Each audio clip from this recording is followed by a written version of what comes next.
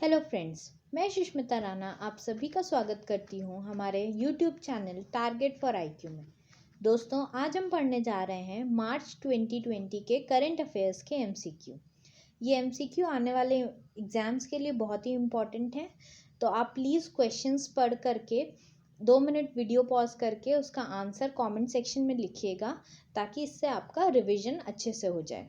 तो आइए शुरू करते हैं। हमारा पहला क्वेश्चन है, India's first commercial liquefied compressed natural gas bus was launched in which state? India की पहली कमर्शियल एलएनजी बस किस स्टेट में लॉन्च की गई है?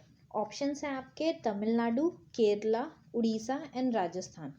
प्लीज़ वीडियो पॉज करके अपना आंसर कमेंट सेक्शन में लिखें। आइए देखते हैं इसका आंसर क्या है। इसका करेक्ट आंसर है केरला।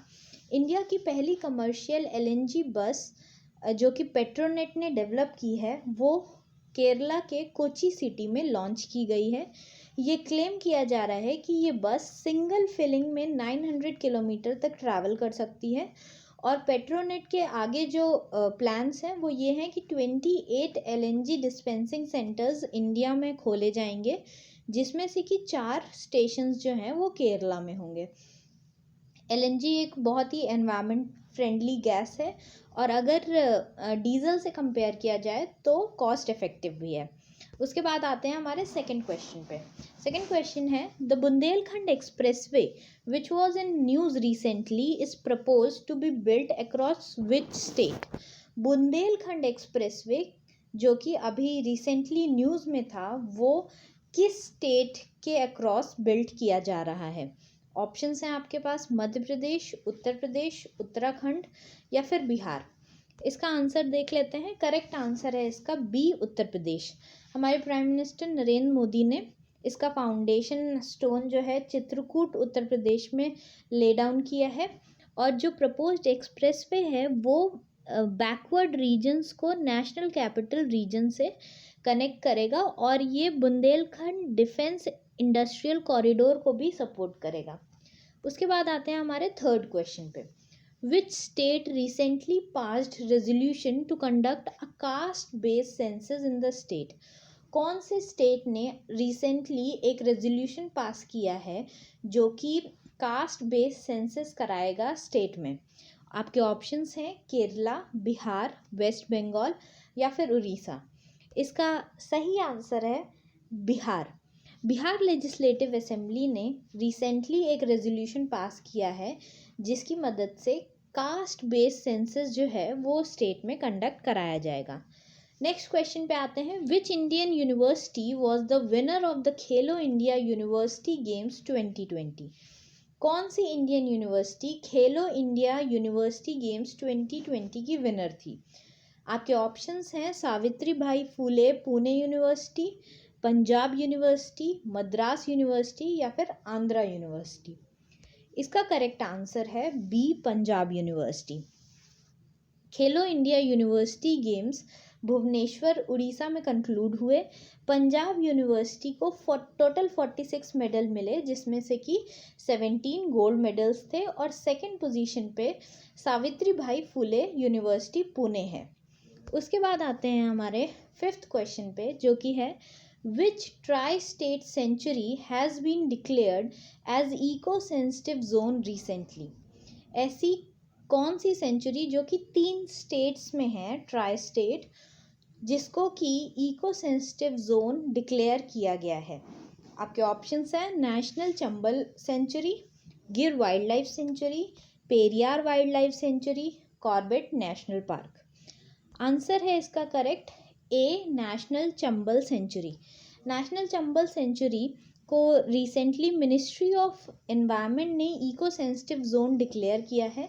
ये सेंचुरी मध्य प्रदेश, उत्तर प्रदेश और राजस्थान स्टेट्स में लोकेटेड है।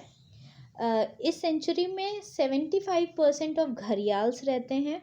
फ्रेश वाटर गैंगेटिक डॉल्फिन्स पाई जाती हैं, फ्रेश वाटर टर्टल्स पाए जाते हैं, और more than 180 species of migratory birds पाई जाती हैं। इको सेंसिटिव जोन घोषित करने के बाद इस सेंचुरी को किसी भी कमर्शियल, रेसिडेंशियल या फिर इंडस्ट्रियल एक्टिविटी के लिए यूज़ नहीं किया जा सकता। उसके बाद ये आप लोकेशन देख सकते हैं चंबल सेंचुरी की।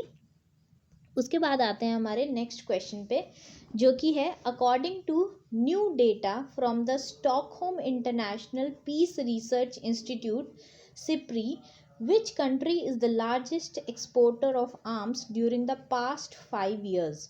सिप्री की जो रिपोर्ट होती है ये बहुत इंपॉर्टेंट होती है, तो इसके और भी एस्पेक्ट्स जो हैं उन सबको आप आने वाले एग्जाम्स के लिए कवर कर लीजिएगा। इसमें इस क्वेश्चन में ये पूछा जा रहा है कि सिप्री की जो नई रिपोर्ट है उसके अकॉर्डिंग कौन सी ऐसी कंट्री है जो लार्जेस्ट एक्सपोर्टर ऑफ आर्म्स बनी है ड्यूरिंग द पास्ट 5, पिछले 5 सालों में कौन सी ऐसी country largest exporter of arms बनी है। ऑप्शंस हैं आपके पास यूनाइटेड स्टेट्स, रशिया, फ्रांस या फिर चाइना। इसका करेक्ट आंसर है आपका यूएस ए। सिप्री कि इस रिपोर्ट के तहत 2015 से लेकर के 2019 तक की लार्जेस्ट एक्सपोर्टर ऑफ आर्म्स जो है वो है हमारा यूनाइटेड स्टेट्स। इसको मैप के उससे भी हम देख सकते हैं 36% कंट्रीब्यूशन है यूनाइटेड स्टेट्स का। उसके बाद इंडिविजुअली अगर कंट्री की बात की जाए तो है रशिया का कंट्रीब्यूशन 21%। उसके बाद हमारा क्वेश्चन है what is the new official name of the Mars 2020 rover of NASA. Mars 2020 rover जो कि नासा ने निकाला है उसका ऑफिशियल नाम क्या है। पहला ऑप्शन है आपके पास ज़ील, दूसरा पैशन, तीसरा परसीवरेंस और चौथा है एंथुजियाज्म।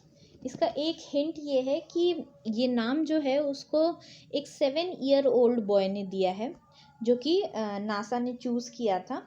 तो इसका करेक्ट ऑप्शन है आंसर सी, परसीवरेंस। नासा का फुल फॉर्म है national aeronautics and space administration.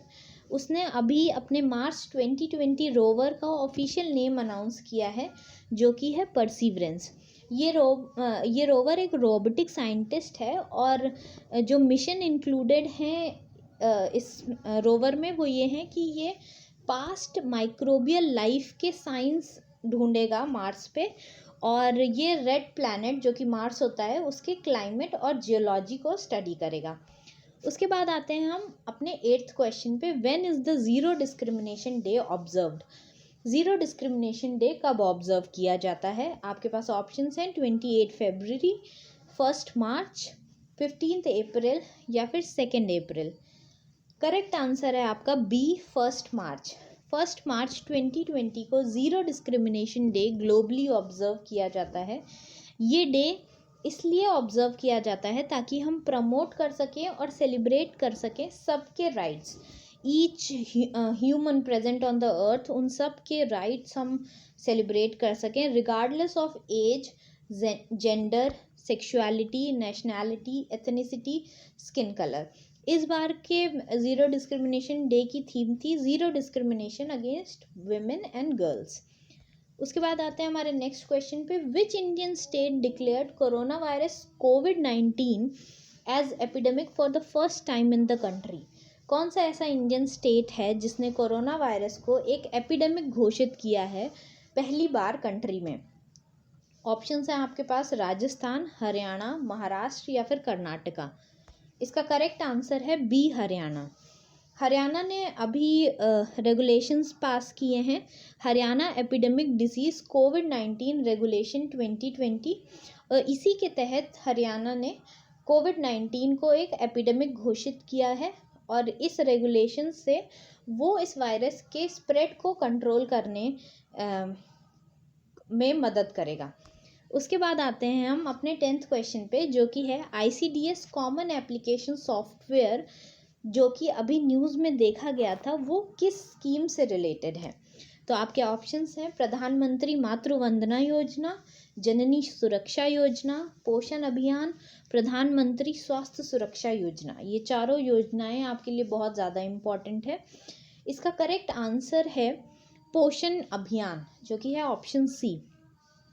ICDS common application software जो है वो पोषण अभियान के तहत लॉन्च किया गया है और ये जो अभियान है वो बेसिकली न्यूट्रिशनल आउटकम इम्प्रूव करने के लिए चिल्ड्रन, प्रेग्नेंट वेमेन और लैक्टेटिंग मदर्स का न्यूट्रिशनल आउटकम इम्प्रूव करने के लिए ये अभियान लॉन्च किया गया है by women and child development ministry.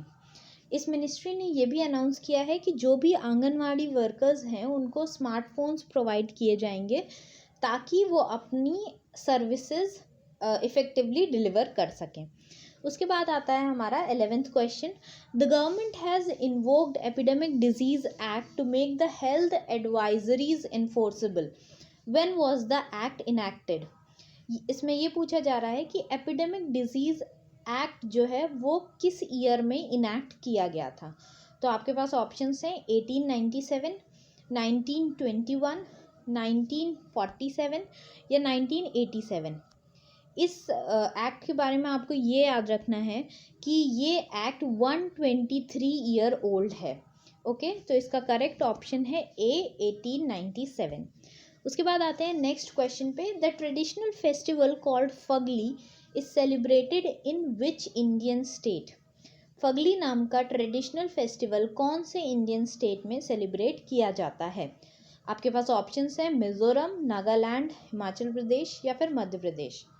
इसका करेक्ट आंसर देख लेते हैं। करेक्ट आंसर है सी, हिमाचल प्रदेश।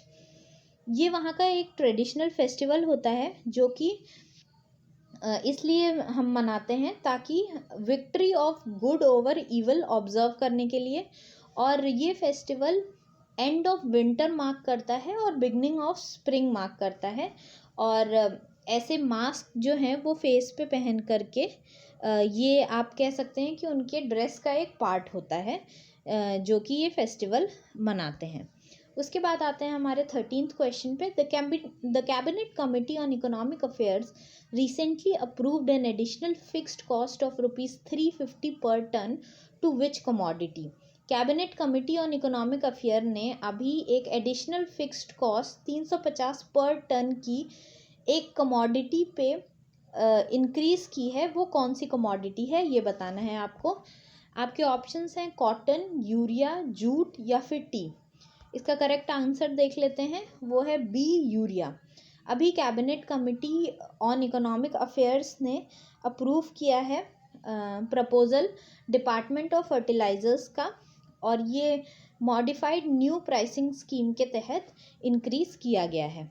उसके बाद आते हैं हम अपने 14th क्वेश्चन पे, जो कि है which state is to set up an exclusive department for self help group called mission Shakti? कौन से स्टेट ने एक अलग डिपार्टमेंट सेटअप किया है सेल्फ हेल्प ग्रुप्स के लिए, जिसको कि मिशन शक्ति बोला गया है? आपके ऑप्शंस हैं वेस्ट बंगाल, केरला, उड़ीसा या फिर आंध्र प्रदेश। इसका आंसर है सी, उड़ीसा।